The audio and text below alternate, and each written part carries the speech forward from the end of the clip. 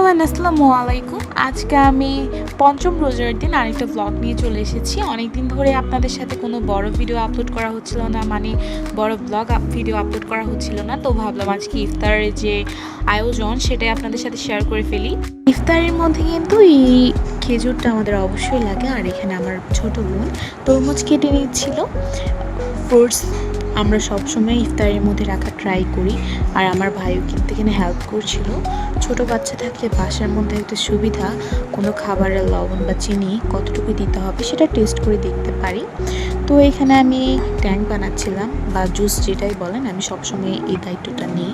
আমার সবসময় জুস বা রেস্টুরেন্টের খাবার যেগুলো বলেন, নাস্তা জাতীয় খাবার, এসব বানাতে খুবই ভালো লাগে বরাবরই আমার। তারপর আমি জুসের জন্য যা যা দিতে হয়, চিনি পরিমাণ মতো, ট্যাং, তারপর লবণ হালকা, এগুলো সবই দিয়ে দিচ্ছিলাম। আমরা যেহেতু মানুষ বেশি, তার জন্য জগের মধ্যেই বানাচ্ছিলাম। তো আমি পরিমাণ মতো সবগুলো নিয়ে তারপর এখন বড় একটা চামচ দিয়ে সবগুলো ভালো করে নাড়াবো। আমি এখানে লেবু কিন্তু চিবি দিয়েছি। জুসের সাথে কিন্তু লেবুর রসটা দিলেও কিন্তু খুবই স্বাদটা ভালো লাগে খেতে।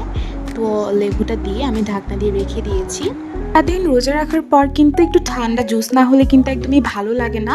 সারাদিন রোজা রাখার পর যখন ইফতারে তেলে ভাজা জিনিসগুলো খাই, আমাদের হেলথের জন্য কিন্তু ওটা খুবই খারাপ।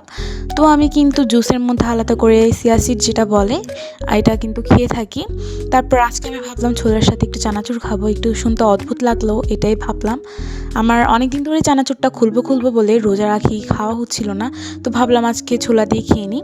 তো আজকের ইফতারিটা খুবই সিম্পলের মধ্যে ছিল, কারণ ইফতারি সবই থেকে যায়, খাওয়া হয় না। রোজা সারাদিন রাখার পরও ইফতারি কেন জানি থেকে যায়, সবার খাওয়া হয় না ভালো করে। তো তার জন্য আম্মু একদম ইফতারি কম করে বানিয়েছিল আজ, আর আইটেমে কম ছিল।